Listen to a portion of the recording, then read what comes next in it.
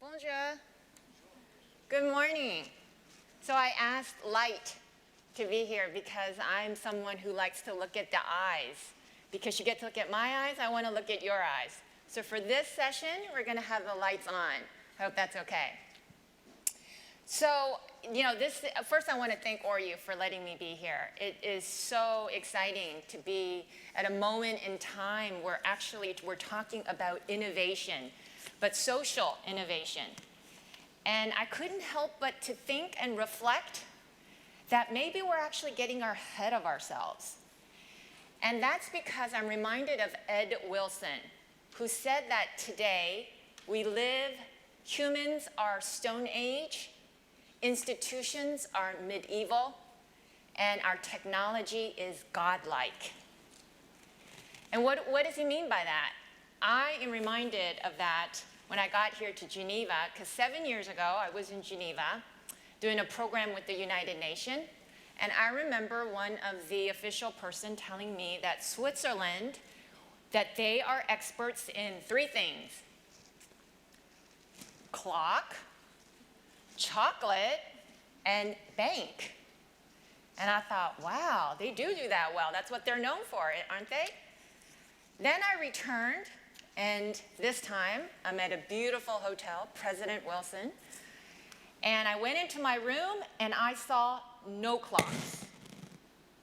And I thought, that's strange. Maybe it's just my room. So I called the receptionist downstairs and I said, why isn't there a clock in my room? And she said, there's no clock in any of the rooms. And I said, why not? And she said, because we all use our iPhones. And I thought, and then she said, do you need a wake-up call? And I said, no, I want to naturally wake up by looking at a clock. And I don't sleep with my phone. In fact, I make it a point to put it in the bathroom charging, away from me. So is it possible for me to get a clock? And she said, I don't know.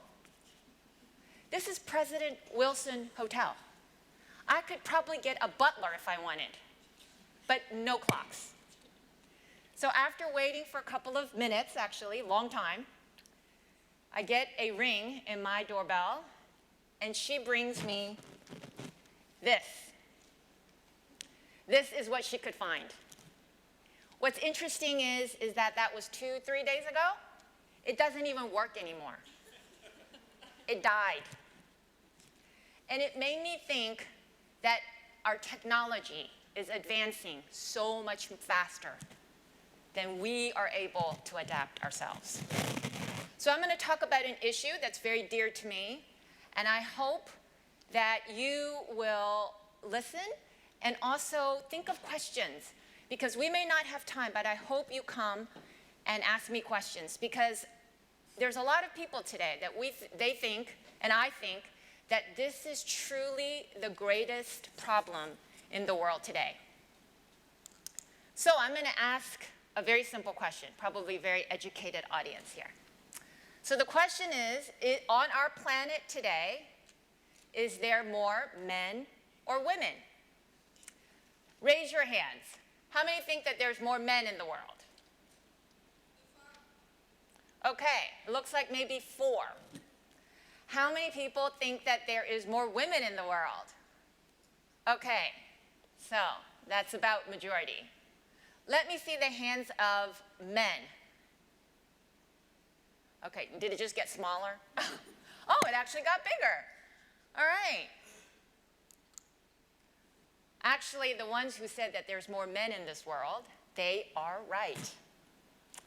That's because this is an Economist article that came out in 2010.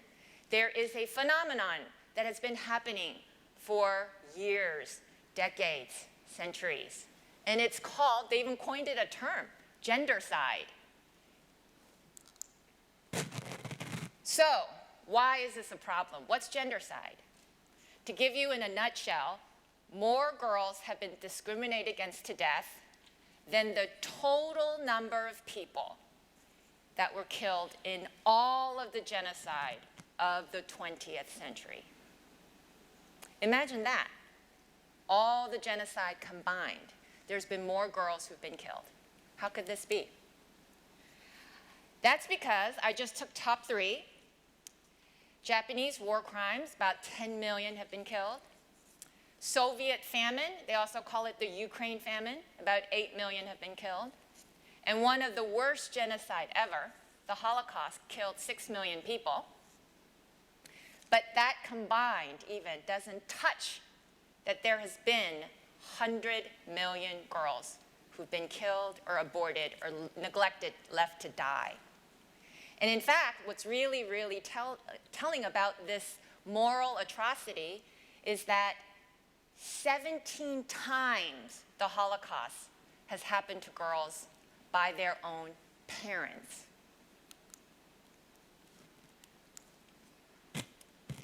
So, if you don't care about girls or the moral or the ethical argument, let's look at why girls are so important economically. This is actually a slide that demonstrates 5 countries, 5 issues.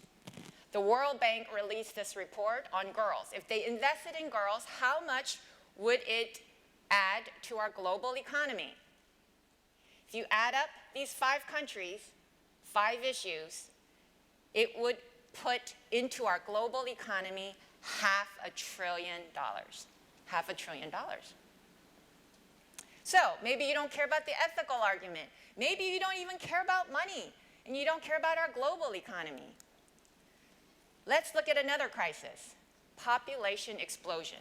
Today on our planet, we have the most number of people, which also means we have the largest young people living in our planet today. In fact, in the Middle East, it's about 60%, maybe even more in certain countries. South Asia, it's about 2/3 of South Asia. And Africa, it's 70%. So you could imagine what's happening.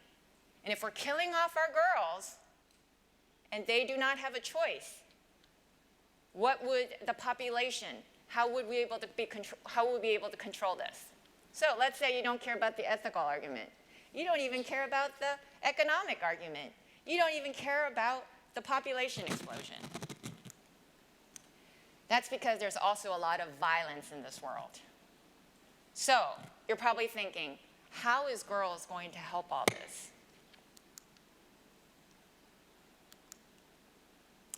Well, Einstein said that insanity is doing the same thing over and over again, expecting different results. And unfortunately, that's what we have been doing. We've been doing the same thing, expecting improvement, progress, but we're not making progress fast enough, and girls are still dying. Einstein also said that we can't solve our problem with the same level of mindset that created them. And this is hard to change, isn't it? Because who controls the mind? We do. But we're in the Stone Ages. So I'd like to show a video.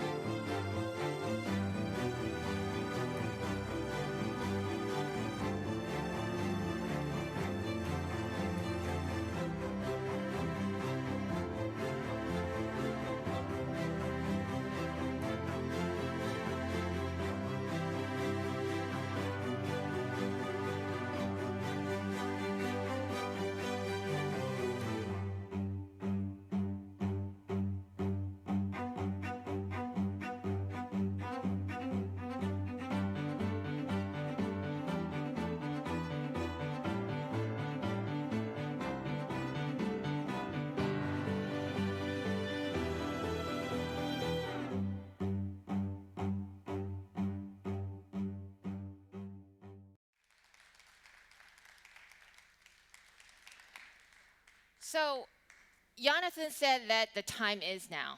The time is now. The ticking, the clock, literally, it stopped ticking.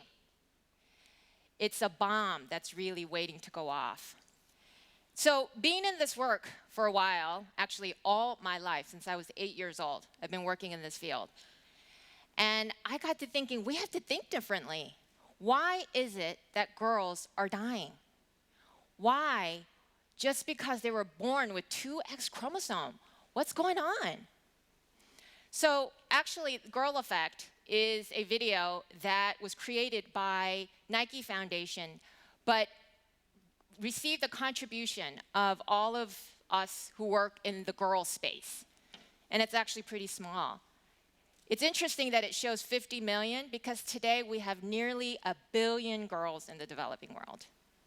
And I got to thinking, instead of feeling sorry for them or seeing them as victims or killing them, how about if we saw them as leaders? And that is, believe it or not, innovative thinking. I couldn't believe it.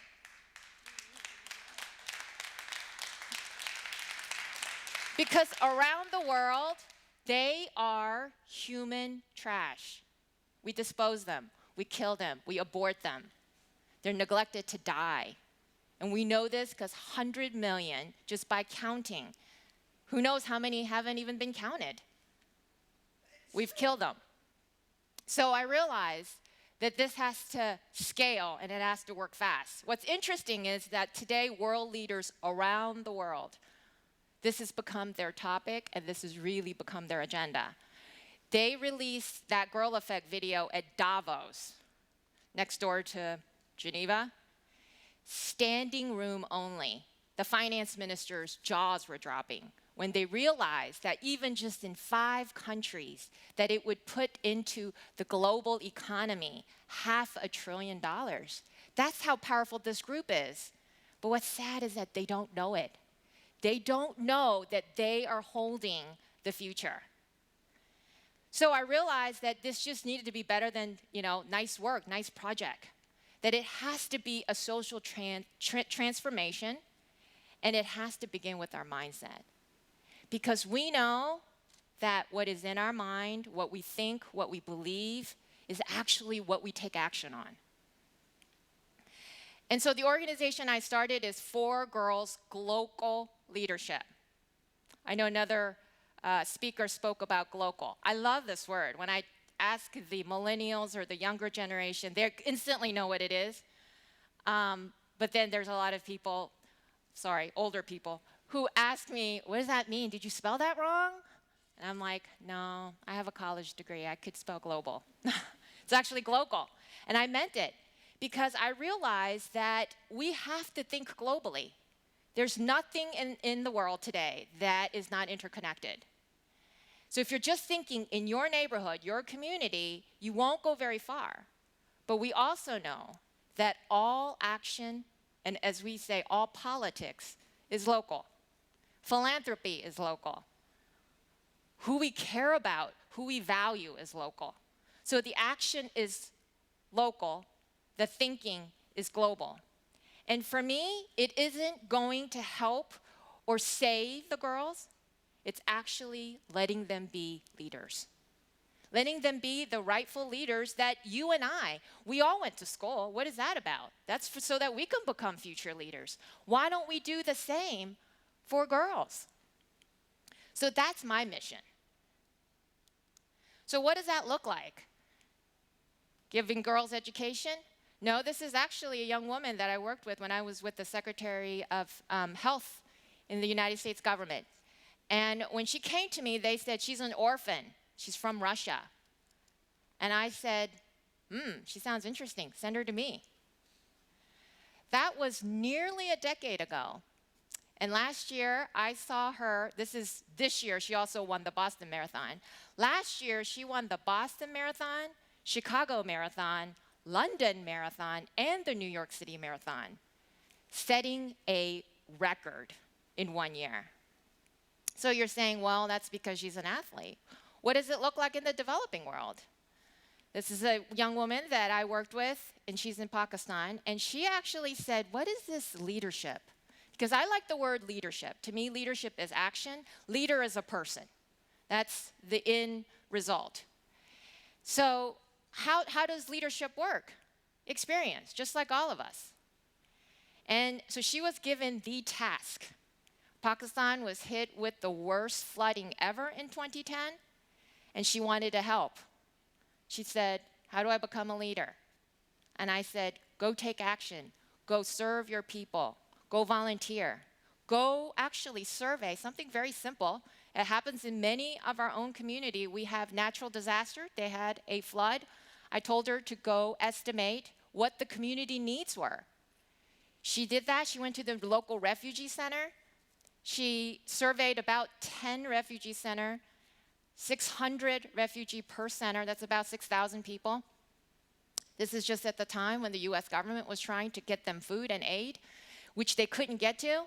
I sent her very detailed report of exactly what they needed. They sent over the food. That's how it happens.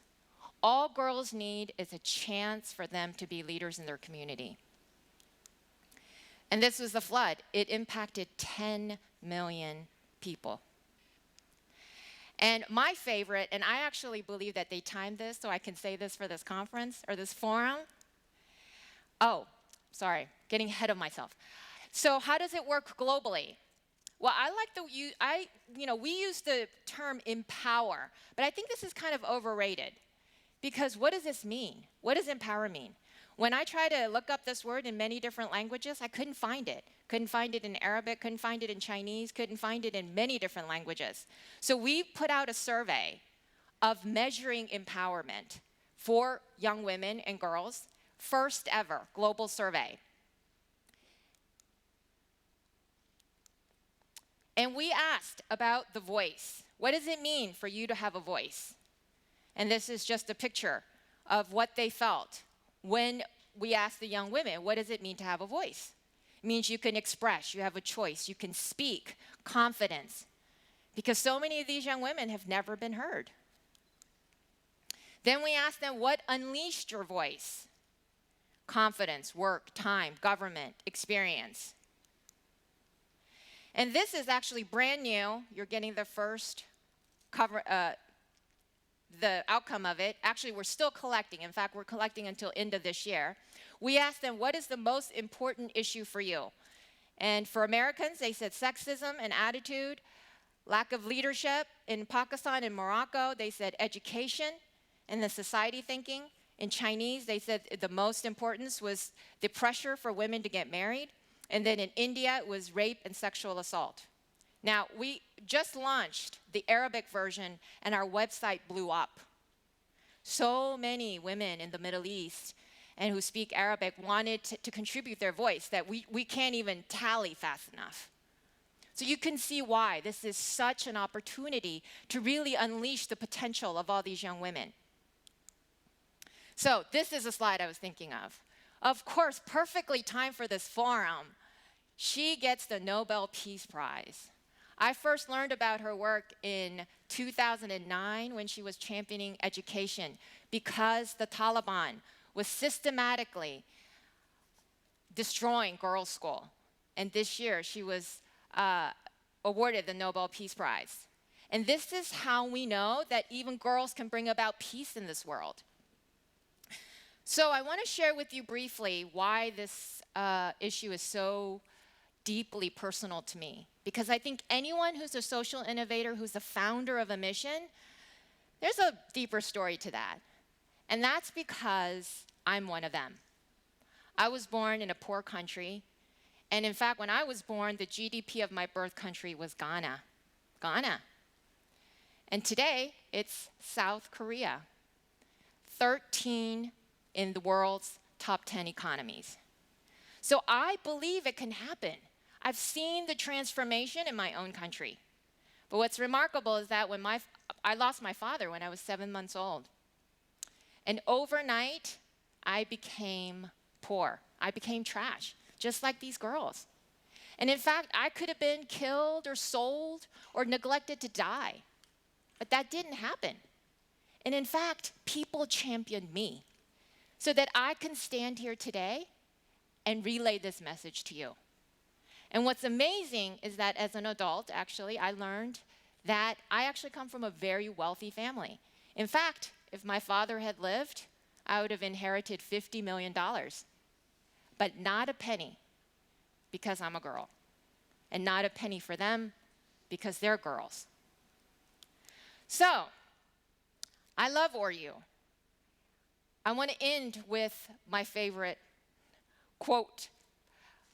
Again, Albert Einstein, E equals mc squared. E is energy, m is mass, and c squared is actually speed of light. I love the fact how Horyou gives light to everything. And it dawned on me while I was sitting here the very first day why I love this equation. I'm also a math major, so I've seen this equation many times. Because in order to create a movement, it needs every single one of you. Every single light for it to be a movement. That's the only way we can scale this effort, because this issue is truly the moral obligation of our time. Thank you.